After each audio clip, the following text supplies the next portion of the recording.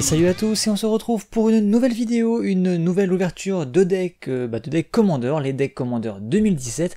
Donc on s'est déjà ouvert le deck Dragon, et on va continuer avec le deck Chat. Voilà, donc férocité féline. Puisque je le rappelle, ces decks Commander sont tous basés sur un type de créature en particulier. Et le premier deck bien sûr c'était les dragons, le deuxième ce sera les chats tout bêtement. Donc voilà, donc le deck est bicolore cette fois-ci, il est vert et blanc. Donc en gros toutes les cartes que vous trouverez dedans ne seront que vertes ou que blanches. Et donc comme pour le deck dragon, on a le droit à 3 champions entre guillemets, c'est-à-dire des créatures légendaires qui peuvent vous servir de commandant. Donc on aura le droit bien entendu à lui tout simplement, et on aura 2 autres petites bébêtes qui seront lui et lui. Donc on va qu'on va ouvrir et qu'on va un peu détailler pour voir de quoi il en retourne. Donc c'est parti. Donc le deck il est basé sur les équipements entre autres. On a aussi des... Je sais pas s'il y a beaucoup d'aura, en tout cas le deck est vraiment basé équipement. D'ailleurs l'un des patrons est très sympathique à jouer à ce niveau-là. Donc ça, c'est fait. Donc on retrouve la carte géante comme d'habitude. Voilà, donc c'est pour ceux qui veulent s'amuser à l'utiliser en fait. Puisque je rappelle que la carte du commandeur, elle, on va essayer de pas trop l'abîmer, en fait ne se retrouve jamais dans votre deck. Enfin, on peut la mettre dans le deck, mais techniquement... la carte retourne plutôt en command zone, ce qui fait que vous pouvez avoir une version géante. Donc c'est toujours plutôt impressionnant quand vous amenez ça sur la table. Voilà, votre adversaire sait qu'il ne doit pas déconner avec vous. La boîte est très jolie encore une fois. Hop, on a à nouveau le petit dépliant. Donc qui nous rappelle encore une fois comment ça marche le commandeur. Donc il y a diverses astuces et trucs en tout genre. Et derrière, on nous parle un peu du lore et un petit peu de qui sont tous ces matous. Donc le deck chat, ça tombe plutôt bien en fin de compte, puisque avec Amonkhet qui est sorti récemment, on a tout de même quand même de nouveaux chats, pas mal de nouveaux chats. Donc je pense pas qu'ils sont dans ce deck là, les chats d'Amonkhet. Ils évitent en général dans les decks un peu comme ça de réédition ou de format un peu variante de mettre des cartes légales en T2. Donc a priori il n'y a pas de chat d'Amonkhet dedans. Alors je me rappelle plus de la liste, peut-être qu'on va en trouver un, on verra bien. Quoi qu'il en soit, si vous avez quelques chats avec Amonkhet, c'est ça peut être une très bonne chose justement de les ajouter. Donc on va commencer avec les 3 patrons qui sont là et on verra la suite après. Alors les voici, qui sont foil encore une fois, ça fait vraiment très plaisir. Donc on a bien entendu Arabo c'est ça, oui. Donc le patron, le rugissement du monde, rien que ça, qui sera un chat et avatar. Donc lui c'est un peu votre gros patron parmi les patrons, donc il coûte 5, c'est une 5-5, et il a, tout comme l'Ur-Dragon là également, la capacité éminence qui est, je vous le rappelle, un nouveau mot-clé qui va dire en fait que votre carte va avoir un effet quand votre carte est sur le terrain, mais également tant que votre carte est dans votre command zone, et ça c'est plutôt pratique. Donc lui, qu'est-ce qu'il va dire? Il va dire tout simplement que au début de chacun de vos combats, en fait, au moment où vous déclarez une phase de combat, si il est sur le terrain ou dans votre command zone, encore une fois, vous pouvez faire que un chat de votre choix, donc pas lui mais un autre, peut gagner plus 3 jusqu'à la fin du tour. Donc ça va, ça paraît pas forcément ultra pété, mais quand on pense que tour 1 ou tour 2 vous mettez un petit chat qui va vous coûter 1 ou 2, il va pouvoir profiter dès le début de ce bonus. Donc on va aller pouvoir mettre des blessures très tôt dans la partie, et des grosses blessures, donc c'est plutôt pas mal. Et par la suite ça permettra de booster encore plus des chats, d'énormes chats qui auront le lien de vie, le piétinement ou autre capacité un petit peu folle comme ça. Donc ensuite on nous dit que, parce qu'il a une autre capacité, à chaque fois qu'un autre chat que vous contrôlez attaque, donc on s'est vraiment centré sur l'attaque, c'est un deck qui se veut plutôt agressif si vous le jouez avec Arabo, et qui nous dit que au moment où il attaque, vous pouvez payer 3, donc un générique, un vert, un blanc, et on peut faire en sorte que le chat en question gagne le piétinement, et en plus il va gagner plus X jusqu'à la fin du tour. Oui, c'est sa force, donc il va doubler sa force, donc une 5-5 devient 10-10, etc. Donc c'est plutôt plutôt puissant. Donc bien sûr, encore une fois, il va cibler un autre chat et pas lui-même, il n'a pas le droit de se cibler lui-même, mais ça peut vraiment être sale, et sachant que les deux effets vont se combiner. Et chose intéressante, comme le premier effet va se déclencher au début du combat, c'est avant que vous attaquiez. Donc vous pouvez très bien, au début du combat, faire son buff de +3/+3, et puis ensuite payer le coup pour le chat que vous avez buffé qui attaque, pour que ça double sa force. Enfin, disons qu'il va gagner +6/+6, mais ça va bénéficier des +3/+3 que vous lui avez mis juste avant, donc c'est plutôt costaud. Donc ouais, intéressant. À voir, à tester en tout cas. Le deuxième, et c'est mon préféré, c'est vraiment mon préféré, déjà l'illustration est vraiment super sympa avec le foil qui ressort vraiment extrêmement bien sur les parties métalliques de l'armure de ce gros chat.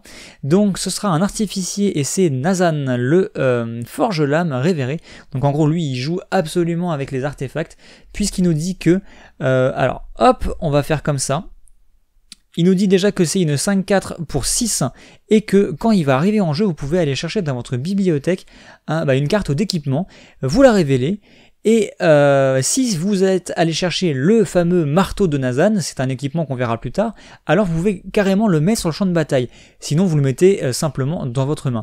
Et en plus, à chaque fois qu'une créature équipée que vous contrôlez attaque, donc lui compris, vous pouvez engager une autre créature que vous pouvez engager une autre créature. Une créature, forcément que c'est une autre créature, vu que c'est une créature de votre adversaire, que l'adversaire contrôle. Donc c'est plutôt fort, et ça vous le faites pour chaque créature équipée qui attaque. Donc vous allez booster vos chats en leur mettant des gros équipements, puis vous allez pouvoir bourriner avec et engager toutes les créatures de vos adversaires, donc vous n'aurez pas, ou moins en tout cas, de bloqueurs en face, donc c'est plutôt une bonne chose.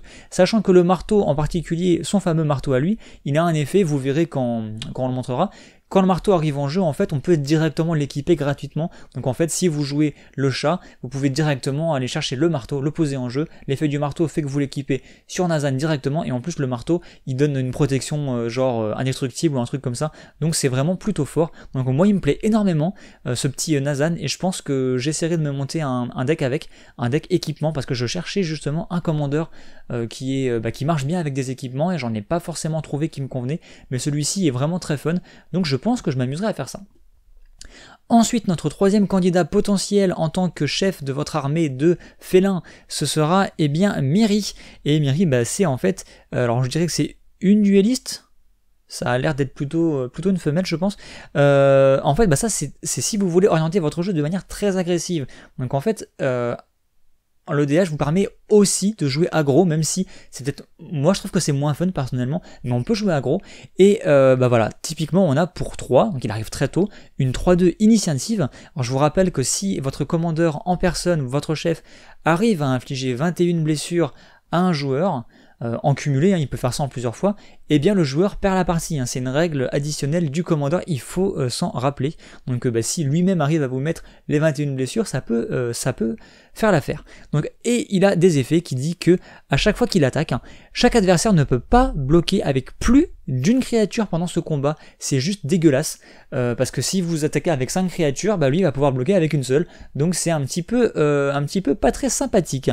Et en plus, on vous dit que tant qu'il est engagé, pas plus d'une créature ne peut vous attaquer à chaque combat. Donc c'est s'il est engagé, donc techniquement s'il a attaqué, en gros il va s'engager, et du coup votre adversaire ne peut pas trop vous attaquer. Donc c'est vraiment très agressif. Vous allez pouvoir attaquer avec plein de créatures, il n'y aura pas beaucoup de bloqueurs, et tant que vous avez attaqué avec, votre adversaire ne pourra pas beaucoup vous attaquer. Donc c'est vraiment très agressif, et c'est, je trouve, très violent. Voilà, et puis il coûte pas très cher en mana, donc c'est cool. Donc vous l'aurez compris, ce deck il est basé sur premièrement les chats, deuxièmement sur les équipements, et troisièmement sur l'agressivité, et voilà. Donc on a franchement, je pense, de quoi faire avec ces trois petites cartes, et maintenant on va décortiquer un peu le deck en lui-même pour voir qu'est-ce qu'on peut faire en plus. Donc déjà, les jetons. Donc ça c'est plutôt cool, ils nous fournissent maintenant systématiquement les jetons en double face en plus, comme ça on a plus de jetons disponibles. Donc on a le rat avec le contact mortel, parce qu'il y a un lynx dans le deck en fait qui peut poser des petits rats comme ceci, donc c'est chez votre adversaire, mais vous verrez. On a sinon un chat guerrier de traverser des forêts, sympathique aussi. Hop, hop, hop, et c'est à peu près tout ici. De l'autre côté, ils nous mettent quoi? On a un chat de 2 blanc cette fois-ci. Et c'est à peu près tout. Donc pas beaucoup de jetons. Après, il n'y aura pas forcément de cartes qui mettent des jetons, donc nous verrons bien. Donc, on va commencer avec cette fameuse malédiction dont je parlais dans le deck dragon, justement. Donc, on retrouve cette fois-ci en vert et en blanc. Donc, en fait, ils ont fait un cycle de cartes avec toujours ce même personnage, rappelez-vous. Et donc, on avait 3 couleurs dans le premier deck, là, on en a 2 autres. Donc, on verra, on s'amusera à compléter le cycle en ouvrant les 4 decks. Donc, c'est plutôt marrant, c'est des malédictions qui font des petits effets sympathiques, mais pas forcément en raccord avec la mécanique du deck. Donc, passons. On continue avec la lame d'héritage. Donc un petit équipement, voilà, on parlait d'équipement, bon là on va avoir une chier d'équipement, donc c'est cool, c'est vraiment ce qu'on voulait.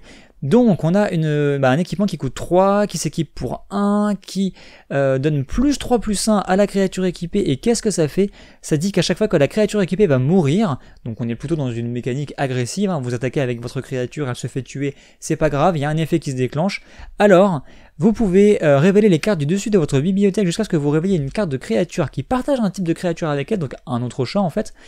Vous mettez cette carte dans votre main et le reste au-dessous de votre bibliothèque. Donc en fait c'est un petit équipement qui, quand la créature équipée va mourir, va vous chercher une carte dans votre deck, donc c'est plutôt pas mal. On continue avec le corps du héros, donc très sympathique aussi. Encore une fois, vous l'aviez déjà dans le deck dragon. Vous choisissez votre type chat et vos chats coûtent moins cher, donc c'est plutôt cool. Et en plus vous pouvez regarder les cartes du dessus de votre bibliothèque et vous pouvez les mettre dans votre main, donc il vous fait piocher, il vous fait coûter vos chats moins cher, c'est vraiment très fort. Un éphémère, donc ça c'est une petite gestion, on passe. Garde, relique, léonin, on a un petit chat, parce que ça je rappelle ce sont des rééditions, donc celle-ci est une réédition en tout cas, les autres ça n'a pas l'air. On a ensuite le garde relique léonin, donc ça c'est un petit chat, de 2 pour 2, qui nous dit que quand il arrive en jeu, on peut exiler l'artefact ou l'enchantement ciblé, et quand il quitte le champ de bataille, on le renvoie. D'accord, donc c'est aussi une carte de gestion en fin de compte. L'explorateur Doreskos, donc Doreskos, si ma mémoire est bonne, c'est un chef, c'est un grand leader sur Theros. D'ailleurs, je sais pas s'il est dans le deck, on verra. En tout cas, c'est un très bon chat. Il me semble pas qu'il est dans le deck, c'est une mythique de mémoire, mais on verra. Bref, on a une 2-2 chat éclaireur. Quand il arrive en jeu, on peut aller chercher X cartes de plaine. Oh, c'est plutôt cool ça. Et X étant le nombre de joueurs qui contrôlent plus de terrain que vous. Donc une carte plutôt pour le multijoueur. Et ça va vous chercher des terrains, donc c'est plutôt pas mal. On a Shikari Lance-Soleil, donc ça c'est des chats qui viennent de Mirrodin a priori, qui nous dit que voilà, qui profitent des équipements, bien entendu, ça vient de Mirrodin, tout ça, donc ça donne voilà, lien de vie si la carte est équipée, donc on a pas mal de cartes comme ça, en plus d'avoir des équipements, on a des cartes qui profitent des équipements, c'est-à-dire qui ont des bonus qui sont plus fortes si elles sont équipées. On a encore ça par exemple, voilà, un autre chat qui vient encore une fois de Mirrodin, donc ça nous dit quand il arrive en jeu, on peut payer un certain coût de mana, et si on fait ainsi, on peut aller chercher un équipement, etc. Donc on a des tuteurs à équipement, on a des cartes qui profitent des équipements, donc là c'est vraiment orienté équipement, c'est plutôt cool. On a Échardodel, très bonne petite carte de gestion, voilà, avec le déluge, capacité très puissante. On a un hibou, donc c'est pas un hibou, c'est un éphémère qui nous fait de la gestion, tout simplement. Ça tue ce qui vole, ça tue de l'artefact, c'est cool. Culture, c'est du ramp, ça permet d'aller chercher des terrains. Harmonisation, ça fait piocher, parce qu'on a toujours besoin de piocher, surtout en vert. Pèlerinage de Nissa, ça va nous chercher du mana. On a encore une carte de gestion qui casse de l'artefact, c'est cool. Ou de l'enchantement. Ou les deux. Non. Ah oui, c'est ça. C'est cool. On a ensuite à nouveau un chat. Alors on peut envoyer une créature que vous contrôlez dans la main de son propriétaire, donc pour la sauver, on peut sauver une créature que l'on contrôle, c'est plutôt cool. Et si on fait ainsi, alors il va être indestructible, donc c'est plutôt pas mal. Très bien. On peut sauver nos chats, le rendre indestructible. Pour 2, c'est cool. Ah, les équipements, le frappe devant Behemoth, équipement coloré, vous remarquerez, qui est très sympathique tout simplement, il vous donne lien de vie, piétinement, plus 2, c'est très cool, très bon équipement. On a aussi des cartes qui ont l'exaltation, donc l'exaltation c'est un truc qui est sorti au moment d'Alara, et qu'est-ce que ça fait? Bah, ça dit que si vous avez une créature qui attaque toute seule, eh bien, elle va gagner un bonus de +1/+1. Donc c'est pas forcément elle-même, hein, ça peut être une autre créature. Typiquement, vous avez 5 créatures, il y en a 3 parmi les 5 qui ont l'exaltation, bah, si l'une d'elles attaque seule, elle va gagner 3 fois +1/+1, donc c'est plutôt pas mal. Et en plus on peut le sacrifier pour détruire un artefact, un enchantement, très bien, donc de la gestion encore une fois, beaucoup de gestion. On a un caillou qui vous met du mana, donc j'ai pas l'impression qu'on ait des coûts très élevés dans ce deck, donc pas forcément utile d'avoir beaucoup de mana, mais pourquoi pas, on a quand même un petit caillou. Autre caillou, voilà, qui vous met du mana, qui vous fait piocher. Autre équipement, voilà, l'âme du héros, donc +3/+2 à la créature équipée, et en plus, à chaque fois qu'une créature légendaire arrive sur le champ de bataille sous votre contrôle, on peut lui attacher directement l'épée, donc ça c'est plutôt pas mal, sachant que les créatures légendaires, bah déjà vos 3 chefs sont légendaires, et bien entendu, on a aussi, on a d'autres créatures légendaires dans ce deck-là, en plus de vos chefs bien sûr. Et justement, je pensais à lui, parce que lui, coûtant 3, on peut très bien, si on l'a en main, poser ça, au tour 2, au tour 3 on pose lui, pouf, l'équipement semé, et on a direct une 6-4 initiative, donc c'est plutôt violent. C'est plutôt pas mal, très bien, donc, très bon petit équipement je pense. Janvier d'éclair, en plus de d'être l'équipement indispensable de tout deck Commander, est un équipement, donc peut en plus vous donner des bonus. Le marteau de Garloxodon, très sympa aussi, +3/+0, piétinement lien de vie, très bonne carte, qui était rare à une époque, enfin elle était unco, elle est passée rare, elle est repassée unco, ils savent pas trop ce qu'ils veulent faire avec cette carte, en tout cas elle est très puissante.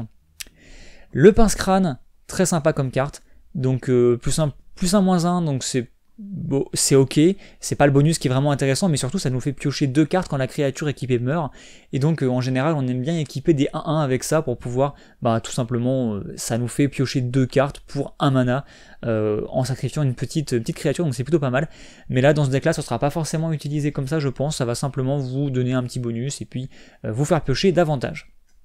L'anneau solaire, encore une fois, je vous rappelle qu'il n'est pas autorisé si vous jouez en 1 contre 1, donc uniquement en multijoueur.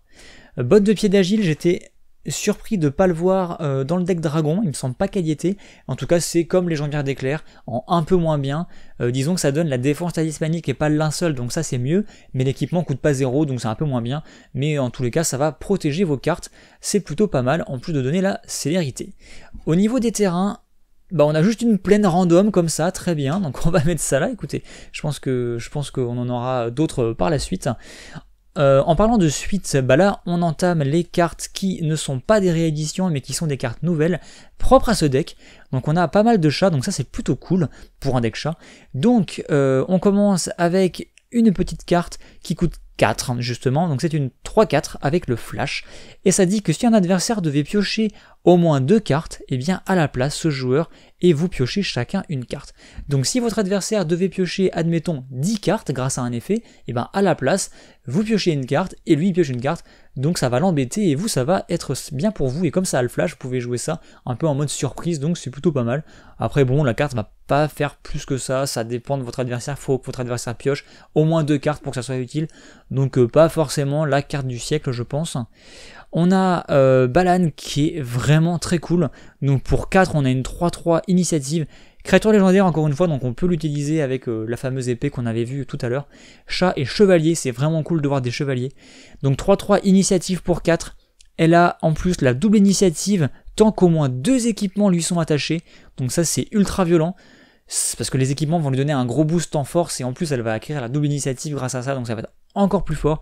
Et ce qui est cool, c'est que on a un effet pour 2, attacher tous les équipements que vous contrôlez à Balan, donc des équipements même qui ont des gros coûts d'équipement en mode surprise, parce qu'en plus ça coûte 2, donc vous pouvez vraiment faire ça en mode surprise, en mode éphémère, parce que je rappelle que les équipements, pour s'équiper avec leur capacité d'équipement, c'est uniquement durant vos phases principales, à tout moment où vous pourriez jouer un rituel.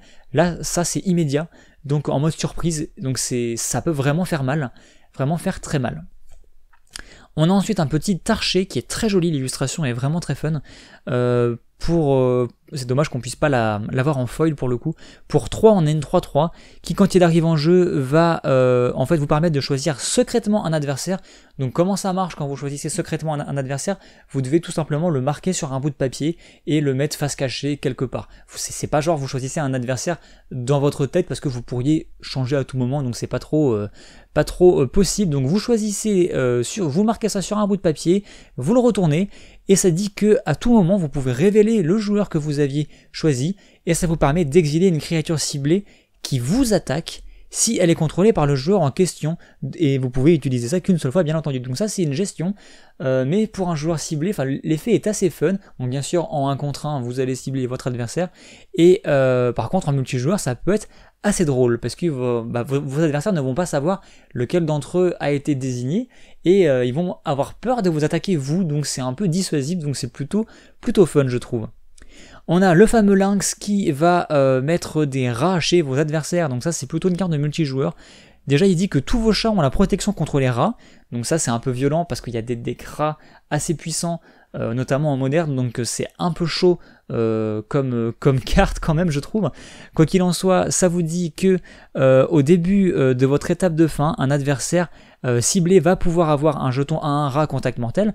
Donc en gros vous allez donner à un de vos adversaires un petit rat contact mortel, donc ce qui est cool, c'est le jeton qu'on avait vu ici, voilà. Par contre, ce rat-là ne va pas trop pouvoir vous attaquer vous, puisque vos chats auront la protection contre les rats, donc ils ne pourront pas subir de blessures de leur part. Donc vous allez avantager un adversaire, mais donc voilà, vous comprenez bien que c'est utile que si, en gros, vous jouez en multijoueur. Et par contre, on a un effet, à chaque fois qu'un rat va mourir, donc si votre adversaire à qui vous avez donné le rat va le tuer sur une bête d'un autre adversaire, eh bien, vous allez pouvoir mettre un marqueur +1/+1 tout de même sur chaque chat que vous contrôlez, donc ça c'est plutôt puissant. Donc c'est une carte un peu risquée, mais qui peut faire des choses intéressantes si elle est bien utilisée. Moi c'est pas le genre de carte que j'aime bien en général, mais pourquoi pas, ça peut être drôle. À tester en tout cas. On a recrutement des congénères, donc ça c'est un gros sort qui coûte 7. Vous allez choisir un type de créature, donc là je pense que vous allez choisir chat, et vous allez pouvoir révéler les cartes du dessus de votre bibliothèque jusqu'à ce que vous révéliez X cartes de la créature, enfin X cartes de créatures du type choisi, X étant le nombre de créatures que vous contrôliez déjà, et après vous allez les mettre en jeu. Donc techniquement vous aviez 6 chats en jeu, vous révélez les cartes jusqu'à ce que vous révéliez 6 chats, et vous les mettez en jeu, donc ça va doubler le nombre de créatures que vous avez sur le champ de bataille. Donc c'est plutôt violent, ça coûte 7, mais c'est plutôt violent. Je verrais bien ça dans un deck elfe avec des elfes qui mettent du mana, ça pourrait vraiment être puissant je pense. Voire même dans le deck dragon, ça peut être ultra violent. Donc pourquoi pas, carte plutôt sympathique. On continue avec les frondeurs Khazali, donc c'est plutôt des chats et guerriers. Donc vous avez pour 5 une 3/5 portée, donc c'est toujours cool la portée, ça gère ce qui vole, surtout en vert, parce que le vert est plutôt sensible au vol en général, et ça dit en plus, à chaque fois que lui ou qu'un autre chat arrive sur le champ de bataille sous votre contrôle, vous pouvez tout simplement détruire un artefact ciblé ou un enchantement ciblé, donc ça vous fait de la gestion en plus de vous protéger du vol, donc c'est plutôt balèze. C'est plutôt vraiment très balèze. Ensuite on a traverser des horizons, ça coûte 5, on a beaucoup de rares encore une fois. Hein. Vous pouvez chercher dans votre bibliothèque X cartes de terrain de base, X étant la force la plus élevée parmi les créatures que vous contrôlez, et vous les mettez carrément en jeu. Ah oui, c'est assez violent. Très bien, donc ça vous fait du mana. C'est dingue parce qu'on a beaucoup de cartes, on a des artefacts qui vous mettent à fond du mana, on a plein de cartes qui vont vous chercher des terrains de base, et j'ai pas l'impression qu'on ait des coûts très élevés, à part le chef, le Nazan qui coûte 6. Bon, en fait, ça va vraiment vous permettre de jouer des équipements et des gros trucs. Bon, on verra après, on aura peut-être des grosses créatures, mais les chats sont pas forcément des créatures très chères de base, donc bon, c'est un petit peu spécial, on verra. On a peut-être des gros sorts après, on verra bien. On a un équipement qui est très très fun, puisqu'il coûte que 1, il s'équipe pour 2, la créature équipée va gagner +2, +0, voilà. Et surtout, à chaque fois que la créature équipée va réussir à blesser votre adversaire, vous pouvez dupliquer en fait cette hache, créer un jeton, qui est une copie de cette hache pour pouvoir la rééquiper et redéclencher son effet. C'est ultra violent, je trouve ça ultra fun. Et d'ailleurs, je suis un peu déçu parce qu'on n'a pas le jeton de la hache, donc c'est un peu dommage. Voilà. En tout cas, très très fun, carte vraiment très puissante, je trouve. Ensuite, le fameux marteau de Nazan qui, comme je le disais tout à l'heure, va comboter avec Nazan lui-même, donc c'est plutôt cool, puisqu'il dit qu'en fait, à chaque fois que lui-même ou qu'un autre équipement arrive sur le champ de bataille sous votre contrôle, on peut attacher cet équipement à une créature ciblée qu'on contrôle direct, comme ça, sans avoir à payer son coût d'équipement, donc c'est plutôt très fort. Et ça vous dit, comme je vous le disais, la créature équipée non seulement prend un petit boost en force, et en plus elle est indestructible, donc ça va protéger votre Nazan, donc c'est plutôt une bonne chose. Ensuite, on aura Jazal Crinière d'Or, donc a priori c'est le frère d'Adjani, le Planeswalker, puisqu'il s'appelle aussi Crinière d'Or. grosse mythique légendaire de ce deck qui est plutôt très puissant, puisque pour 4 vous avez une 4-4 initiative, donc ça c'est plutôt pas mal, et qui dit qu'à tout moment vous pouvez payer 5, et ça va faire en fait que les créatures attaquantes que vous contrôlez vont gagner plus X jusqu'à la fin du tour, X étant le nombre de créatures attaquantes, donc c'est ultra violent, c'est beaucoup plus rentable si vous attaquez avec plein de petites créatures plutôt qu'avec une ou deux grosses, en tout cas c'est vraiment très fort, donc très sympathique. L'éveil du Mirari, c'est une très bonne carte qui nous ont mis dans ce deck là, donc c'est plutôt une très bonne chose, c'est assez surprenant et c'est vraiment très cool parce que la plupart des EDH qui jouent vert blanc vont la jouer parce qu'elle est vraiment très puissante, parce que tout simplement, premièrement ça dit que toutes vos créatures vont gagner +1 +1, ça à la limite j'ai envie de dire c'est un détail, en fait ce qui est vraiment très important c'est que ça va doubler votre mana qui est généré par vos terrains, c'est ultra pété, voilà. Tout simplement. Donc encore une fois, une grosse carte qui vous met beaucoup de mana. Je comprends pas encore tout à fait pourquoi ils ont fait ça dans ce deck, on va voir. Il y aura peut-être, parce que je vois ici en fait qu'on a un Zénith qui va coûter X avec 3, donc ça peut être bien de payer un gros X, mais j'espère qu'il y a d'autres sorts qui coûtent très cher pour rentabiliser toutes ces cartes à mana en fait. On verra bien. Jugement divin, ça coûte 4. Rituel, chaque joueur choisit une créature qu'il contrôle et détruit le reste. D'accord. Et ça se joue aussi en flashback, donc c'est bien si vous êtes un petit peu dans la mouise, mais c'est un peu contradictoire avec votre mécanique de dire j'attaque avec plein de petites créatures, ça c'est plus une mécanique, j'ai une ou deux grosses créatures et c'est tout. Donc ça je le verrais bien dans un deck aura en fait, puisqu'on a souvent qu'une seule créature sur le terrain qui fait de gros dégâts, donc ça pourrait être pas mal, pourquoi pas. On a Jareth, le fameux, le titan, qui est 4-7 pour 6, et qui dit en plus qu'à chaque fois qu'il va bloquer une créature qui va gagner +7 jusqu'à la fin du tour. Donc lui c'est un rempart, il va tout simplement bloquer, il va vous protéger. Et en plus de ça, il peut, pour un petit blanc, gagner la protection contre la couleur de notre choix jusqu'à la fin du tour. Donc concrètement, il est extrêmement dur à tuer. Et il va faire réfléchir vos adversaires qui voudraient vous attaquer avec des grosses créatures parce qu'il pourra les bloquer. C'est juste très fort. Par contre, c'est inefficace bien sûr si votre adversaire attaque avec de nombreuses petites créatures. On continue avec Kemba, qui est très sympathique aussi, qui vient de... Alors je sais pas trop, est-ce que c'est Ravnica ou est-ce que c'est Mirrodin? Parce que là le sceptre rappelle un petit peu l'emblème de Selenia, mais je pense que c'est plutôt Mirrodin. Je ne sais pas trop, donc chat éclair, au début de votre entretien, vous pouvez mettre un jeton chat, tout simplement, pour chaque équipement attaché à Kemba, d'accord, donc je pense que c'est plutôt Mirrodin, vu que ça joue avec les équipements, donc ouais, plutôt pas mal, il vous met des jetons, puis pour seulement 3, vous avez une 2-4 tout de même, donc c'est plutôt pas mal, difficile à tuer, donc pourquoi pas, c'est plutôt cool. L'arbitre léonin, qui est une carte assez connue, puisque tout simplement ça va embêter votre adversaire, puisque les joueurs, donc vous compris, ne peuvent pas chercher dans leur bibliothèque, mais on peut ne pas tenir compte de cette règle à chaque fois en payant 2 mana génériques, d'accord. Donc en fait ça c'est un peu embêtant pour vous si vous voulez aller chercher des terrains, il y a pas mal de cartes qui vont vous chercher des terrains ou des artefacts dans votre deck, donc c'est un peu dommage. Donc vous aurez beaucoup de mana, vous pourrez payer, mais ouais c'est pas forcément la carte la plus synergique avec ce deck. Pas forcément très synergique. Ensuite, on a une 2-2 pour 2 qui vient clairement de Mirrodin Sombracier, je dirais. L'illustration, en tout cas, le laisse penser, qui nous dit qu'on peut activer les capacités d'équipement à tout moment où on peut lancer un éphémère. Donc ça, c'est plutôt très bien. Ça dit que vos équipements que vous devriez, en théorie, équiper que quand c'est votre tour, en gros, et que vous pouvez jouer un rituel, bah là, grâce à lui, ou elle plutôt, elle plutôt je dirais, vous pouvez en fait équiper vos équipements quand vous voulez à une vitesse éphémère, donc c'est vraiment très sympathique, notamment si vous attaquez avec 2 créatures, une équipée, une pas équipée, votre adversaire décide de bloquer la créature équipée, et bien vous pouvez à ce moment-là changer l'équipement de créature en éphémère grâce à son effet pour pouvoir aller mettre plus de points à votre adversaire. Enfin vous avez vraiment des possibilités comme celle-ci qui apparaissent, donc c'est plutôt pas mal. Vraiment très bonne carte, très utile dans ce deck. On a un autre chat, encore une fois, chat légendaire, 3-4 vigilance, il coûte 7 quand même, c'est un peu violent, je commence à comprendre tous les manas, enfin toutes les cartes à mana. Donc ça nous dit que tant qu'il est équipé, les créatures chat que vous contrôlez gagnent +2/+2 et ont carrément la double initiative, c'est assez violent, très bien. Et donc les créatures chat, donc lui compris, donc c'est plutôt fort, ouais d'accord, carte ultra violente. Ensuite, on a Défaite, donc ça c'est assez marrant. On peut lancer Défaite comme s'il avait le flash si on paye 2 supplémentaires, donc il va coûter 7 au lieu de 5, mais on peut le jouer en flash. Et tout simplement, on vrasse toute la table en détruisant toutes les créatures, donc c'est plutôt pas mal. Et on voit Eleshnorn au milieu qui casse tout en fait, qui lance l'Apocalypse, donc c'est plutôt une carte très fun.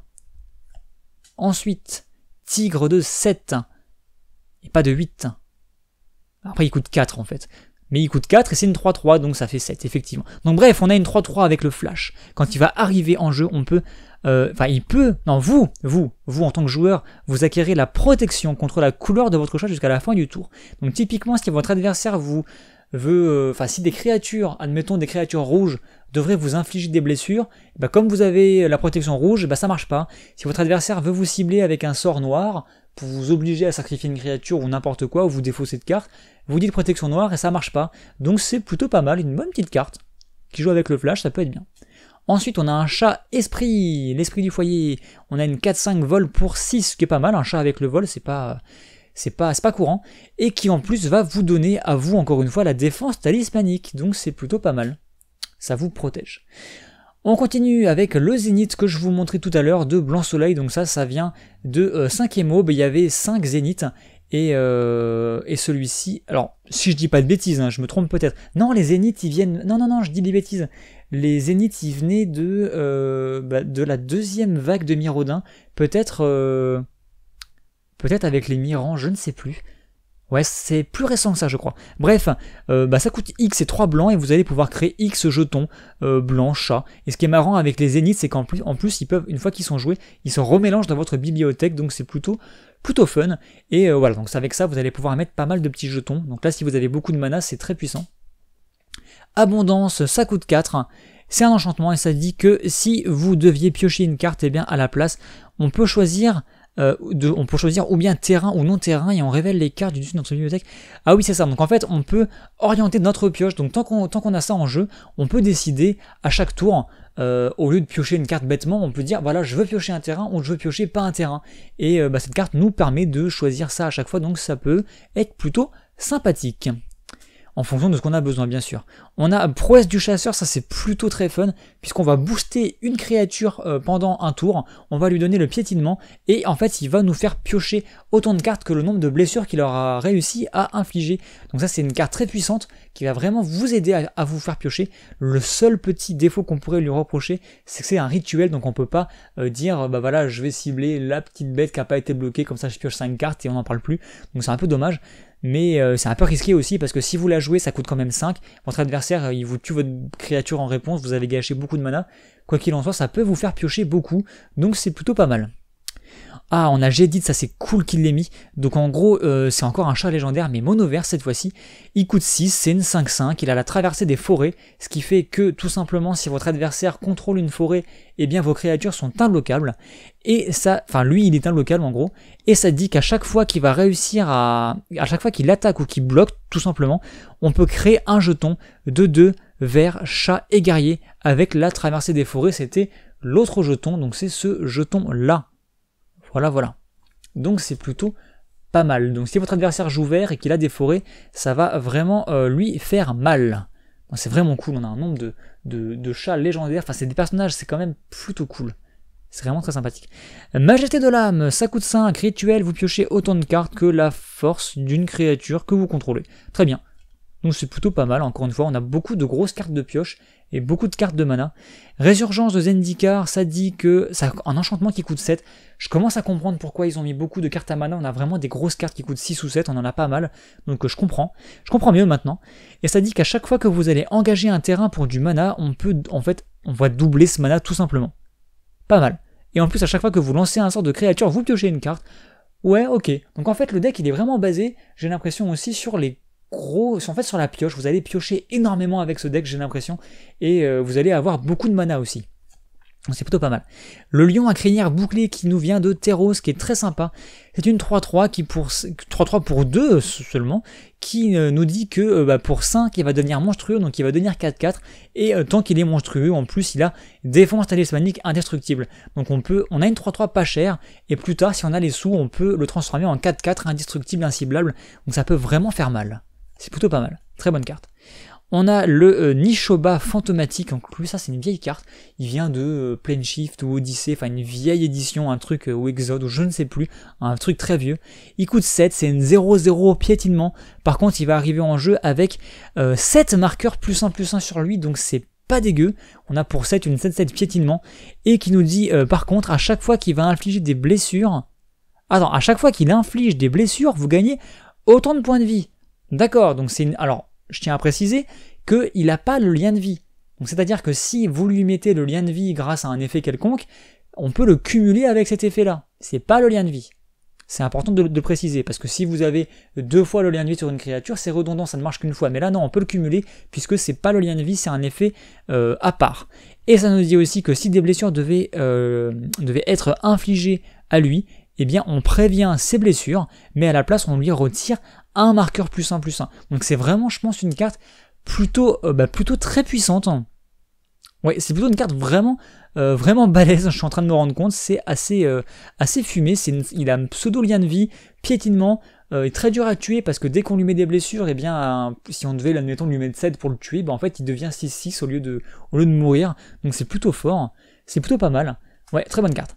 À nouveau, gros équipement, il coûte 6, il s'équipe pour 6, mais je vous rappelle que vous avez des effets qui vous permettent d'équiper plus facilement. Et ça nous dit que la créature équipée déjà va gagner +6/+6, rien que ça, et qu'à chaque fois que la créature équipée attaque, on peut carrément détruire le permanent ciblé, y compris même un terrain. Donc c'est plutôt violent. Voilà. Autre équipement, le grappin, il coûte 4, la créature équipée va tout simplement gagner la double initiative, c'est assez pété, et à chaque fois que la créature équipée va attaquer, on peut faire que la créature ciblée que l'on veut, donc de votre adversaire, va devoir la bloquer si possible, donc on peut forcer une créature adverse à bloquer pour la tuer plus facilement, donc c'est plutôt fort. Très bon petit équipement encore une fois. La pointe de quiétude, donc celle-ci, il me semble qu'on l'a vue dans le deck. Quel deck on l'a vu? Dans le deck Ninjutsu sur Planechase, il me semble que c'était cette même carte. La créature équipée a le contact mortel, et à chaque fois que la créature équipée va infliger des blessures de combat à un joueur, ce joueur perd la moitié de ses points de vie arrondis à l'unité supérieure. Effectivement, cette carte était présente dans le deck Planechase Ninjutsu, donc c'est cool de la retrouver ici. Plutôt pas mal. Bon équipement encore une fois. Épée de l'animiste encore une fois, un gros équipement. La créature équipée va gagner +1/+1, et surtout à chaque fois qu'elle attaque, on peut aller chercher un terrain dans notre bibliothèque. Donc c'est un terrain de base par contre, on peut le mettre en jeu carrément, donc c'est plutôt cool. Autre équipement, le bâton de Nin, il va coûter 6. C'est pas un équipement, je dis n'importe quoi, c'est un bâton, il coûte 6, ça coûte assez cher. Au début de votre entretien, par contre, il vous permet de piocher une carte de plus par tour, donc ça c'est pas négligeable. Et en plus, on peut l'engager pour qu'elle y mette une petite blessure par-ci par-là à une cible. Pourquoi pas, donc c'est plutôt fort. L'épée de la vengeance, encore une fois, gros équipement, +2/+0 à la créature équipée, et surtout, la créature équipée va gagner. Attention, accrochez-vous bien. Initiative, vigilance, piétinement, célérité, c'est juste abusé, voilà, donc voilà, c'est plutôt pas mal. Je pense que c'est pas mal, il manquerait juste le lien de vie, et ce serait parfait. Et le pied de piétinement, voilà, il manquerait plus que le lien de vie, ce serait juste nickel.